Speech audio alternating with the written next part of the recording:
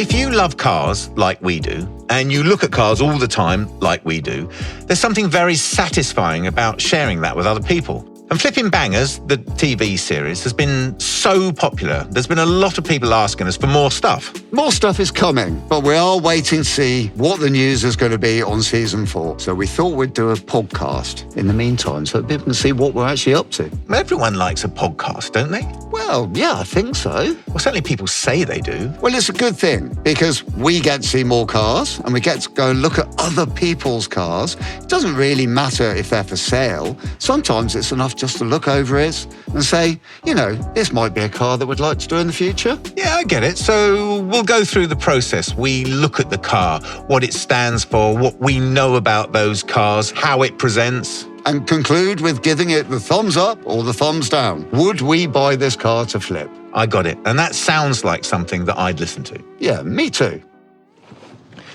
Good? Yep. Well, I wanted to start today by saying thank you. Thank you to all those people that have listened before and tuned in again to hear our podcast. Me too. It's much appreciated. We enjoy doing these podcasts. They're fun and hopefully interesting. Why don't we outline for people who haven't tuned in before, or haven't listened before, what we're doing? Because basically we are having a look at cars, aren't we? Having a bit of a game. Yes. So I suppose there's sort of a couple of ways that we're doing this. Firstly, looking at cars, talking about them. They're interesting. They're fun things. But with the idea that this could be a car that we may try and buy. Yep. And do on our show, Flipping Bangers. Yes, yeah. Well, basically that's it, isn't it? And I present one, you present one, we cover it up, we guess what it is, we have a chat about it, talk about what we know about it, whether we've got personal involvement with it in any way. Just talk around it, really, don't we? And it's my turn. It's your turn. And I want to point out that we have become a bit of a movable feast, haven't we? Because we're not in the yard at the moment. This is Flipping Bangers on tour. We're on tour. So we've... oh, it's a kite. We've come to look at a car. Is it in here? It is in here, yeah. In this dodgy old-looking yard. Yes. Well, another dodgy old-looking yard. Another dodgy old-looking yard, which I'm synonymous with. We are now standing outside a great big white arch-shaped tent, which my friend has got his car stored in. And he's tried offering this car to us in the past. I can see one that's covered up down the end there. I'm assuming that's it. It's that one, funnily enough. Okay. Now, your turn to guess what the car is under the sheet. Well, it's a little car, isn't it? It's tiny. It's a little, quite tall car, bizarrely. It's interesting, isn't it, when a car's covered up? Yeah, because this is actually quite a specific shape, isn't it? Yeah, it is. Look at the mouldings in the roof. You wouldn't see that on most cars, would you? No, you wouldn't. And also the fact that it goes in at the front like that. I think this is the sister car of one of the cars that we did on Flipping Bangers once. Yes. We did a kitten, didn't we? It's difficult to pull the wool over your eyes, isn't it? I'll pull back the cover a little bit. No. I'm going to give you a clue. OK, give us a clue then. I'm going to knock...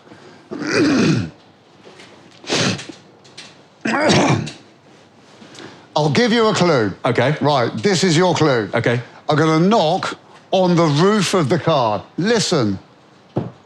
OK, well, it's fiberglass, isn't it? It's either a Rialto or a Robin, is it? OK, come on. Yeah, there.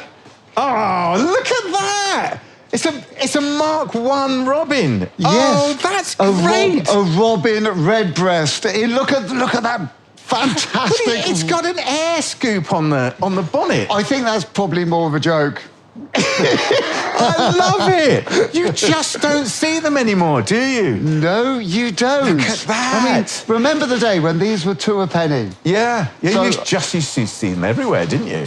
So I'm just looking at the back of it. Wow. This is our registration. So what year would that make it? 77, 76, 77? Yeah, 77, yeah. So let's say 77. Yeah, so it's a Mark I Reliant Robin. Super Oh, it's Robin. a Super Robin, yeah. So there's a badge on the back. So it's a bright red Robin. It looks great, actually. But it's a Super. So it's got this sort of hand script at the back, which is Super Robin 850. So I'm assuming it's the 850cc engine rather than the standard 750cc engine, which was the earlier model. Yeah, well, the earlier one, it came in the early 70s, the 750, I think.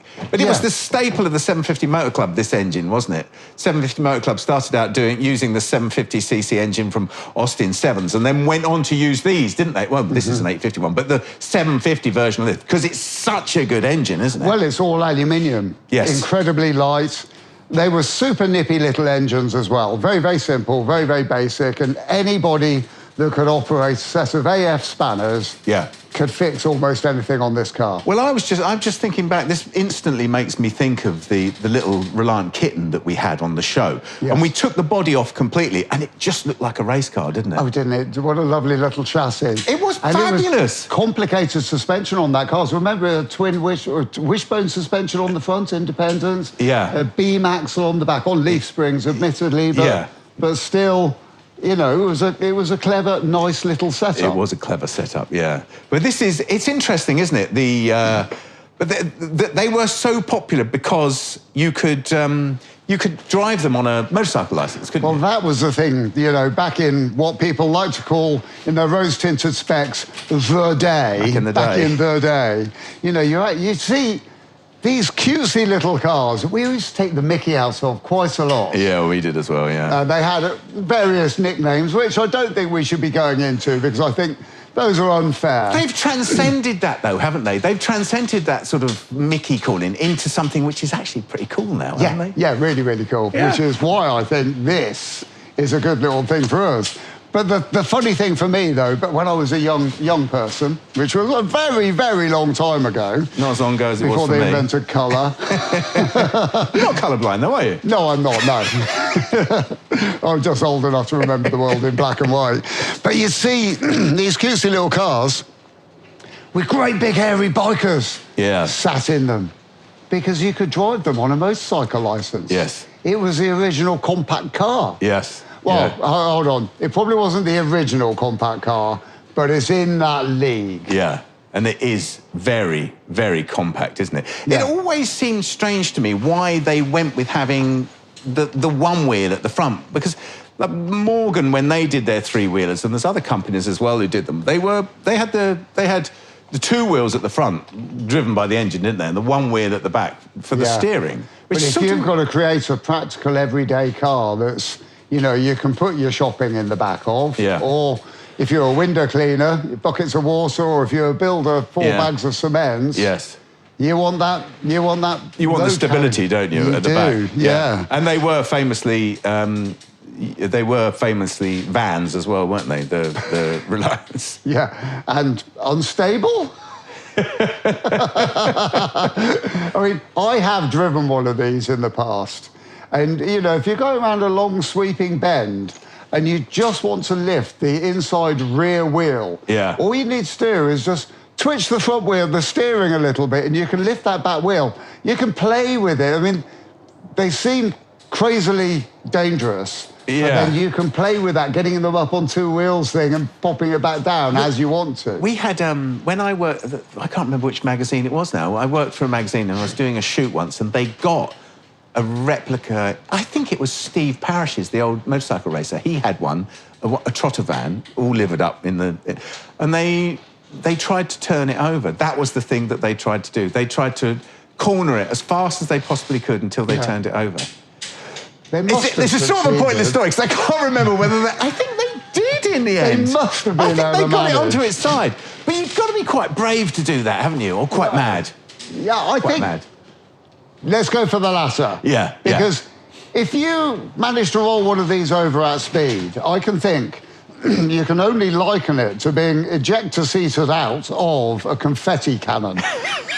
Made out of tiny weeny bits of GRP. Yeah, it's going to fall apart, isn't it? It's not going to look after you very well. No, it's not. But it's interesting to me that this is a... I'm just looking at the back. So this is a bright red... I don't know if I said this. It's a bright red Reliant Robin.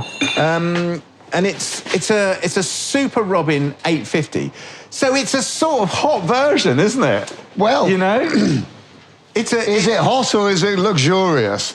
I would like to say, looking at the paintwork on the side of this car, is that the 18 van stripe that's on there? Is that what that is? It's those Starsky and Hutch. Starsky and Hutch. It was on a Ford Torino, wasn't it? It was a Starsky. It's got the Starsky and Hutch stripe around the side with. And in the ticky bit at the back that lifts up, it's got written in red, Rockin' Robin. So somebody's done that, haven't they? I wonder if someone's put this air scoop on there as well. Well, it does look like it should have some sort of V8 and a bug catcher. Supercharger intake directly inside that and below, which I can bet you $1 to a donut that this car hasn't got a V8 under the bonnet. I bet it hasn't. Well, I know it hasn't. But we'll get to that, won't we? Yes. But what I'd like to say is I'm looking at the front of this car, and it's sort of classically 70s, isn't it? Which I really like. But I sort of dislike the fact that it's trying to be something it's not. Because I like a bog standard car. And this, as a bog standard car, is sort of enough for me. Do you know what I mean? Yes, I do. So over the years, I've sort of messed around with quite a few cars, and I like restoring cars. And if I ever restore a car, I will often try and heavily in the line of standard. Yeah. Because that's my thing. I like it. The original designer came up with a great idea. You don't often need to mess with them. I think what's happened to this is, you know, it's been painted bright red. Well, they may well have come out in bright red. I'd be surprised they didn't come out in some sure they shade did. of red. Sure they did. But I think this is comedy. Yeah, and it's great and it's fun, so isn't it? tongue-in-cheek. But it's funny how in my mind this is a cool thing now, and running around in it would be a laugh. Yeah, you know. And I think it would be. This is still a very practical car to use as you run around car every day. Yeah. You know, not your one you take up the motorway. No, but, you know, no. Going to work in the to summer and shopping, and the kids would love it as well, wouldn't they? Yeah. Although they wouldn't have much of a view out the back, because I don't know if this came like this. Do you think, or do you? Are you talking about the way those rear windows? Yeah, it hasn't got rear windows. It should have rear windows with a little chrome strip round it, but it hasn't. Looking at the aperture at the moment where the glass would go. Yeah. I can see that there's a lot of sealer being put around the edges. Somebody has done that. That's a panel that someone's glued in there and painted over. It's not an original van. I wonder why that is. I wonder if that was done for some sort of tax reason or something. Cheaper tax if it's a van, not a car. Ooh, we can't imagine it would be. We can't imagine there'd be a lot in it, because it's got to be absolutely base level, isn't it? If it's 850 cc's.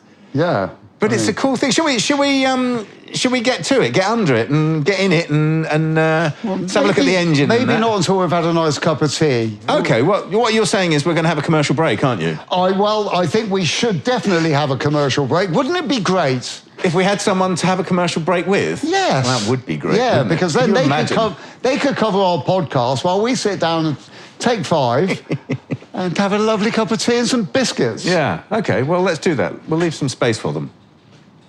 Right, we're back to our beautiful 1977 red Robin, I nearly said it, Reliant Robin. With a Starsky and Hutch stripe on it. It's got a Starsky and Hutch stripe on it. And it's a Super Robin 850, so it's got the 850cc engine rather than the 750cc engine. And we're going to have a look at the engine, aren't we? We are. Okay, have you got the key? I can hear you've got the key, but do you know which key it is? There's several on there. I don't. All look the same. I've got the key ring out. But they're called FS keys, aren't they? There are some FS keys on here. They fit everything, don't they? Well, yeah, they do, almost. I mean, a worn-out FS key. Yeah, exactly, and a worn-out lock. Almost anything, apart from this one. Yeah. That way round. Aha, hold on. Oh, look. Hey! There you go. Ooh, where's the engine? It's all the way down and back there. It's a long way down, isn't it? Yeah. Well, I suppose they've done that for handling purposes, haven't they? It's right. It's right into the into the cockpit. Isn't I it? love your optimism with the handling purposes. Yes, surely. No, I think it's. They've had to find somewhere to put it because the wheel. the wheel's in the way if they put it I like anywhere the idea else. it might be handling, but I think it's just a case of... 50-50 weight distribution, that's what they're after. Well, that's right. I mean, this... That's the holy grail. Kind of like it's a mid-engine car, isn't it? Exactly, yeah, that's what they say at TVR, isn't it? Yeah, When they it put is, them yes. way back there. Well, it's clearly been another colour, hasn't it? And a rather lovely petrol blue, green. Yeah, sort of deep teal. Yeah, a turquoise. teal. That's exactly kind of what that nice, is. isn't it? Well, it's rather lovely. It's very compact in here. Yes. Fair to say. Yes. So the engine's buried basically almost behind where the firewall would be in most cars. Well, it's deceptive, isn't it? Because although the engine is set a long way back, it's a tiny engine, isn't it? Yes. It's a really tiny engine. I'm putting my hand into the engine bay now and reaching back to the back of the rocker cover, which I can touch. Probably about 2 foot. And I've got half of my arm, so... Yeah, it is about 2 foot, engine isn't it? goes back, a fair way in there, but it is tiny. So it's going to be awkward to work on, isn't it? Because even the carburettor is under the body of the car. Although the engine bay is open, the engine bay is mostly heater fan and radiator. And then the engine sort of back from there underneath the front scuttle of the car. That is going to be tricky to get to. Yeah. So if you're trying to do anything on that carburettor, even just trying to get some oil in that dashpot on the top of what is an SU carburettor, which is inclined, so instead of sticking out to the side of the engine, the inlet manifold has got a bit on the top of that, so the SU carburettor sits at the normal sort of angle. It's actually above the engine rather than hanging off the side of the engine to make it that little bit more compact. Yeah, it's a very compact design, isn't it? But I'm just poking around now in here, and it would be you'd want to take the body off for almost everything, wouldn't you? Well, yeah. And as we know from experience, it's not very much work to pop the body off, is it? It was really simple, wasn't it? Yeah, really simple. Yeah, and very rewarding, actually. But it's clean enough, isn't it? You know? It is. For a 1977 car. It's had a couple of changes of colour over the years. It has. This pink down here, I would love to think that pink is one colour that the car may have been, because there's some traces of like bubblegum pink paints down in the engine bay. Well, there really is, isn't there? And I think that would just be the most fun if this car's been bright pink at some point. I think that pink is below the teal and below the black. So maybe, unless it's a primer, of course. Well, it wouldn't be unusual, but it is possible. Yeah. So we're calling this our assessment, aren't we? I think so, yeah. I mean, and honestly, it's as you would expect it to be, isn't it? Yes, everything is correct. Yeah. It's got the original 12-volt solenoid bolted onto the inner wing. Yep. It's got the sort of washer bottle that lifts out of a bracket, and you can take it to the kitchen sink and fill it up, rather than bring the kettle outside and fill it up, which is always sort of standard. Conventional Lucas fuse box also on the inner wing. Fuses are all clean and don't seem to be blown. So master cylinder here.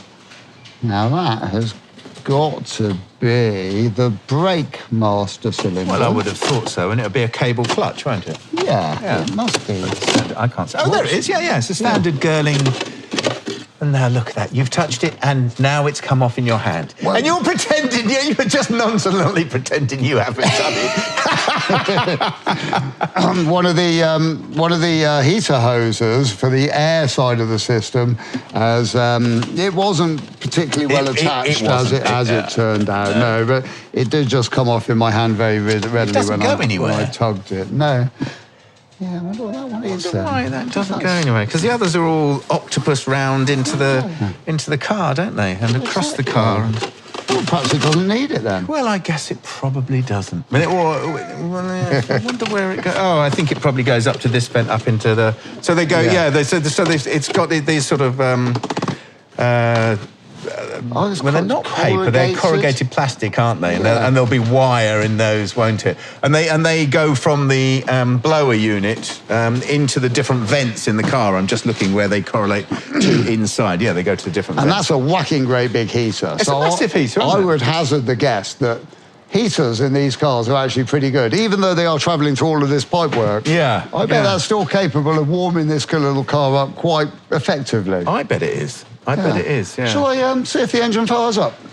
Well, that would be great. Are you expecting it to? I never have a great expectation when we're... Okay, let's work on this very simple principle. That you've been told it works?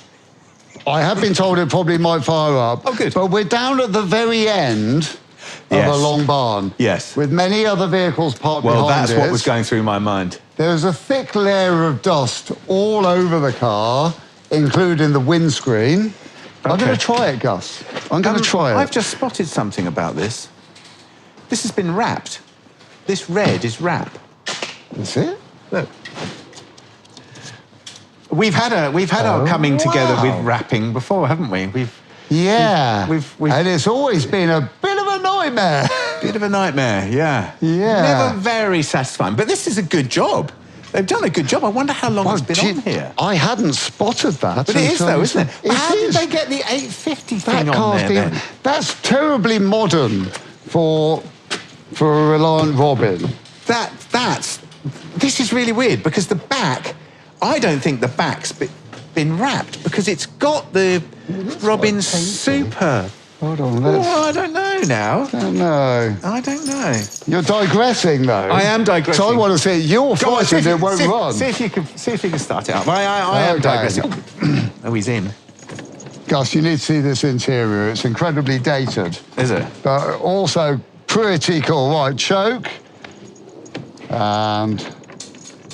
hold on, might not be that key. Let's try this key. To be fair, there's a lot of keys on there. Got FS written on it.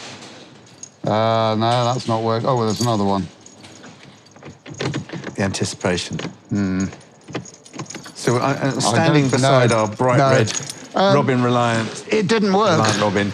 No, nothing. Oh, nothing. Okay. Nothing. Absolutely nothing. Okay, well that's. But we're pretty certain that it's probably just battery, aren't we? Yeah. At this phase, and we're not really going to do anything about that. Let's say it runs, for argument's sake. If we're talking about an evaluation, whether we take this car on, we'll just say it runs. We'll take it as read that works and it sounds okay, because I've been told it does and it's good. Yeah, that's fine. There you go. And I think, I mean, it's not pristine in any way, shape or form. It's a car that's been used since 1977. But what would we do in there? If I think it's all complete and all original. Yeah.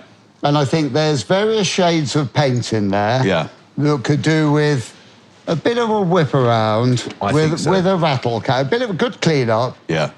I think if you made it all one colour, I suspect black would be the colour to make it. If you made it all one colour, it would look much smarter, wouldn't it? I think yes. And a bit of gunk around the engine to clean the to clean the aluminium off, because it's a cracking looking engine. And even, I mean, if you could be bothered, take the air filter off, the air cleaner off, which is a lovely old tin unit that goes on the top with a paper filter in it. And even the rocker cover, and repaint that red, which it is.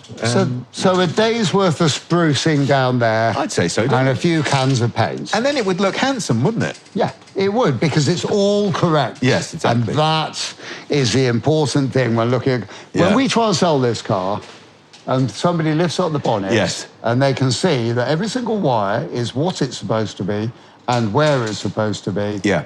That's what we have here. That's a bonus, isn't it? It's that thing that we always say, that effect. When you open the bonnet, you want to be going, oh, rather than open the bonnet and going, oh. And that's the difference. Come on, let's have a look inside, shall we? Well, I've just had a quick sneaky peek. Isn't it? I don't know what these seats are out of, but they are definitely not out of this car, are they? No, they're not from this world. They look like they're out of a possibly Uno, or maybe a Ford Mondeo or something. Yeah, definitely not one. Definitely not a Reliance. They are very comfortable. There really isn't a lot of room in it. We've now both wedged ourselves into this car. Oh, good. Which is because both of us are like, we're both 6 foot. I never quite made it 6 foot. I never quite made it 6 foot, but I am very heavy. And as I got in, you could tell that I was the heavier of the two of us. It's a bit boat-like, isn't it? It is a bit rocky, yeah. Rocky, yeah, rocking from side to side. Have you ever driven one of these? I have, but only briefly, and it was like many, many years ago. But it was fun. I don't think I have. I don't think I drove the one that they were trying to tip up because I was taking photographs at the time. Right. But it's interesting. I mean, I'm going back to what I said. There's a gap through here. Sounds like a golf, sir. Sounds like a golf that's just crashed into a wall. That was the sound of a golf crashing into a wall. I know, yes, they get the sound effect from a Reliant Robin, look.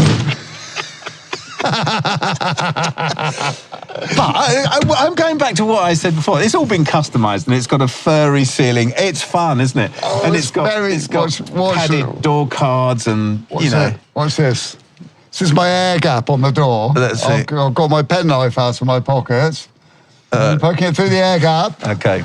And it's coming all the way to the other side. Yeah, and it's a big gap. I suspect the saving grace of that is the fact that this car probably doesn't go very fast.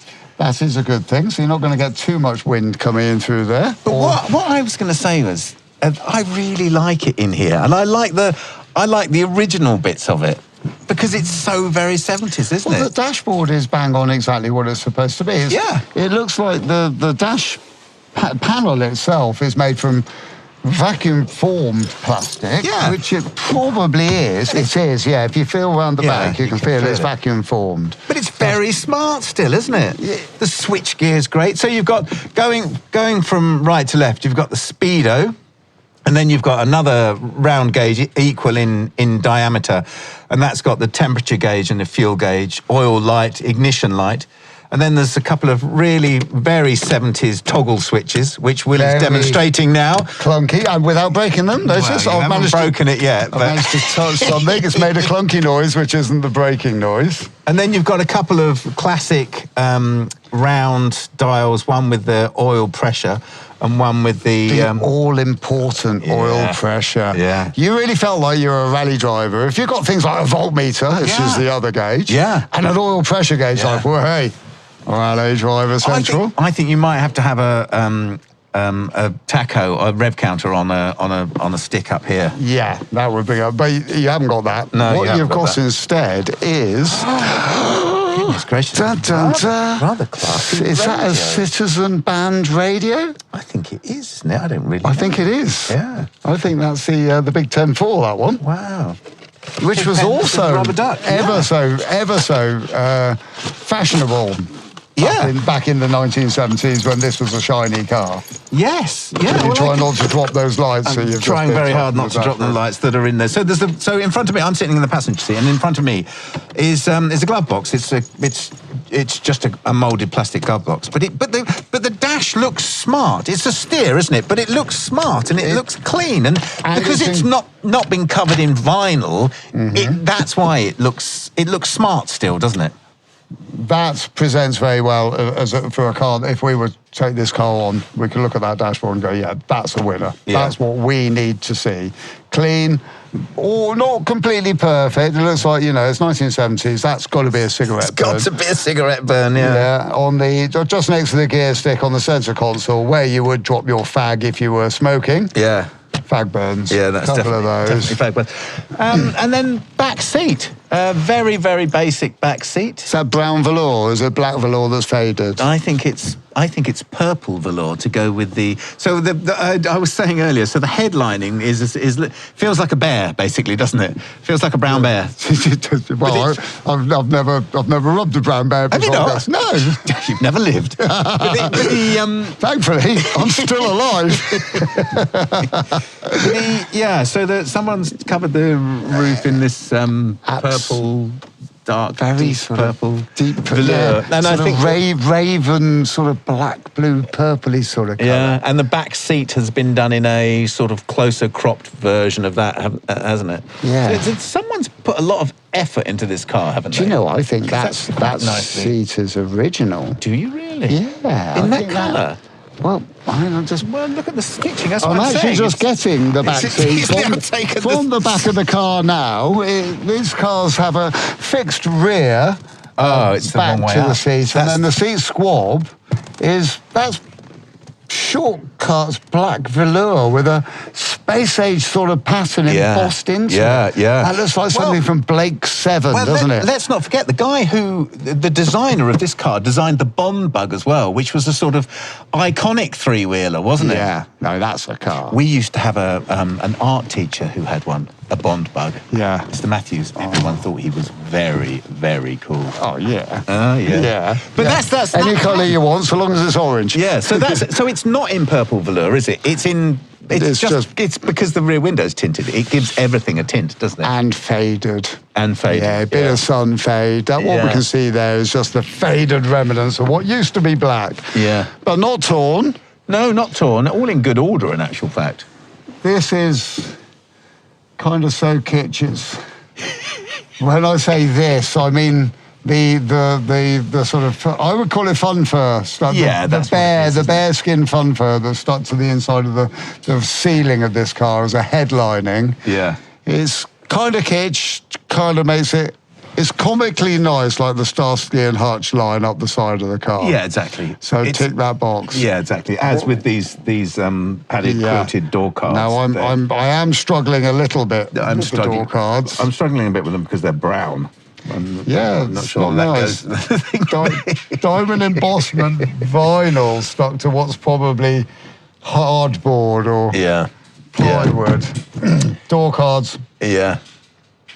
Can I put those down as being awful? Yeah, you can. The truth is that you would never be able to put this car back. This car's only going to be this now, isn't it, from now on?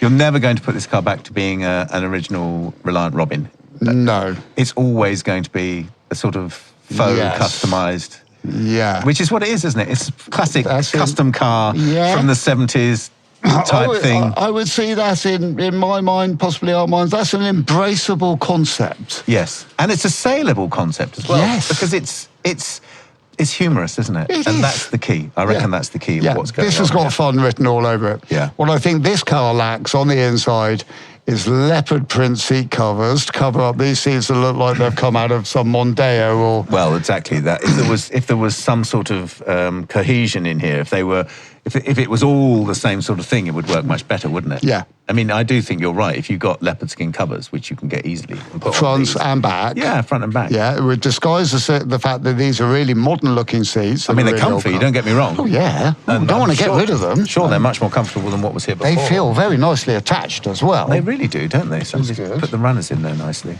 Okay. Should we go see what it looks like underneath? Because there's one thing that I know about these cars. What's that? You know the box section chassis they're made from, which is pressed steel sort of section chassis which forms a box. Pressed and welded along the seat. Yeah, so it's folded. Yeah, so it's all two-dimensional. So it's a top hat shape piece of steel, which creates the sides, the bottom of the chassis with a flat plate welded on at the top, and it's all spot welded together along there. Oh, right. They were awful for rust. Rust. Yeah. And the worst place they went was down here at the front. Oh, okay. Well, I think, and at the back. There's a bit in front of that where they went as well. So we need to... Yeah, well, let's check it up and have a look. Shall we utilise this time to have a commercial break with someone? Before we get on to the rest of the mechanicals? Yeah, well, yes, let's do that. I'm feeling a bit parched. Yeah, me too. Let's have some tea. Good. Okay, we're back. We're back with our Reliant Robin, our beautiful red Reliant Robin, 1977 Reliant Robin. We have jacked it up, and we have got an axle stand underneath it. So we are going to have a roll under, aren't we? Yeah, I think it's only fitting to say that we've only jacked up one of the rear wheels, so we're getting the whole effect of getting a Reliant Robin up on two wheels in a stationary format, because that's got to be the safest way. It's got to be the safest way. Come on, let's get under, shall we? I'm going under from the back. Oh, there's nothing I'm going under from the side, on the passenger side. Well, the first thought about all of this under here is that it's like a normal car, but far, far smaller. It's like a toy, isn't it? Looking under the back now, I can just see the side where I am. I can see the chassis, that's very exposed. I can see the underpan of the car, which is obviously all fiberglass and all one piece with great big strips of steel on the underside of the panel where the seats are bolted through, and that's giving it some level of reinforcement. The rigidity and the reinforcement. The exhaust pipe, which is about, well, I mean, if you cut it into sort of 6-inch lengths, you could get quite a few of those because they're so small in diameter, into a pencil case. I know, it's dinky, isn't it? And the diff, the fact that the diff isn't a cut, well, there's two castings but bolted together, it gives the impression of a toy, doesn't it? It does, yeah. It looks like that differential looks like a banjo. But I suppose if you've got something that's so light, you know, you don't need massive chunky stuff, do you? I mean, the suspension units are bolted to the brackets on the axle and up to a cross member that goes across the chassis at the top. It's, like you say, very simple, isn't it? Yeah, very incredibly simple. Beautifully simple, and right up our street as well. Yeah. There's a lot of oil residue on that differential, so I suspect the front pinion oil seal is leaking. It could well be, or it could just be the gasket between the two, because it's actually only leaking at the bottom here, isn't it? There's many places it can leak from, yeah. It is a series of gasketed castings bolted together with big long bolts, isn't it? Yeah, that's exactly what it is. So that may need attention. It may. Oh, there's quite a lot of oil dripping on the floor underneath. Actually, that's a really good point. I'm going to move my So phone. that could probably do with a little bit of a fix-up. Look at the leaf springs. How, I mean, back to that theme of it being everything being tiny. They are really tiny. Which bit are you looking at, Gus? The leaf springs here. The you know, when you compare those to They are what would be a normal road car, and even an Escort of this age or a Cortina of this age, a lot bigger than that. Yeah, it's a very light car, which is why it gets away with such a light engine, which is why it's so frugal, isn't it? Yeah. And which is why they were so popular. Yeah, all of those things. So, condition-wise, so leaky diff. Yeah, And chassis down this side. You know, I explained earlier where they like to go rusty, and that's on that front corner under your seat, under your feet. Do you think that's where? Do you think they slope down that way, and that's where it accumulates? The water accumulates. Possibly, or doesn't have any oil sprayed on it because the engine's behind that section. Yeah, that's the saviour of a lot of cars with chassis, isn't it? Yeah, leaks from the engine, good rust preventative. But this chassis is pretty good. And sort of tapping it along the bottom of the bottom of the box of the chassis, and it sounds very solid. It has had two bits of welding done on this side, and these corners here where it's joined have been patched quite lumpily, actually. Okay, I think that those could do with a bit of a clean up, because these patches here look a little bit dicky. I would say. I'd say they look like I'd done them rather than you doing them. Well, no, you're trying to back me into a corner there, Gus. I'm just saying they look a bit dicky. It could be slightly better. Yeah. But do you know what though, Will? On that theme, even if we had this car, the body would come off and it would give us great access, wouldn't it? Because actually, welding up a chassis underneath a fiberglass car, it's not really something you want to be doing, is it? No. I think it is sort of nice to take a body off and really give the chassis a good old inspection, because the top face on them is also prone to rot. The piece of the chassis is against the body. Yes. So we need to know, because this car's pretty good. It is pretty good, but what's going through my mind now is, I mean, I like everything that I see under here. It's fine. And taking the body off is fine. It's no problem. It would be a nice thing to do, in actual fact, and sorting the chassis out. But are you going to do that on this car that's been customised, or are you going to find an absolutely bog-standard 1977 Reliant Robin to do that too? You're not going to find that in this car. This car has already been... You'd have to do so much other work. Yeah, exactly. This car's never going to achieve the top value, is it? No. Well, it's like we said, it's a thing. And is the customised one going to get more than a standard one? I sort of don't think so. No, I think less. Yeah, I think less.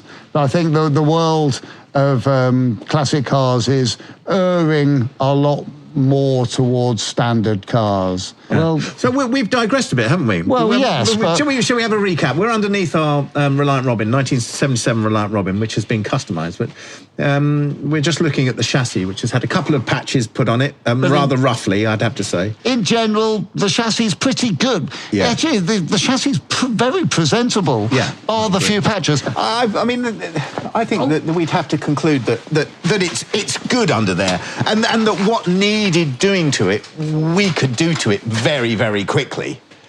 Yes. If we wanted this car. There's a lot of work gone on. I think every moment they were putting that Starsky and Hutch stripe on it, they were probably tittering to themselves, going, this is going to be hilarious. And it is, if you like it. Exactly.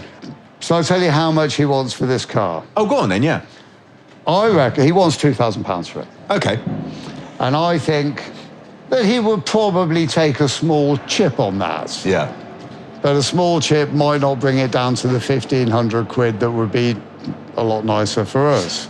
I don't think you're going to make much more than £2,000 out of this car. I don't think the car's worth much more than £2,000 because it's in for what it is, it's in good nick, isn't it? It is. I mean, It hasn't started, but we are told it starts. So. Okay, so what you could do is give it a really good clean up. Yeah. Glue some of the bits on that need gluing back on. The headlining's a bit saggy. It is. That could saggy, do with a bit of glue behind it. Yeah. A really good clean up.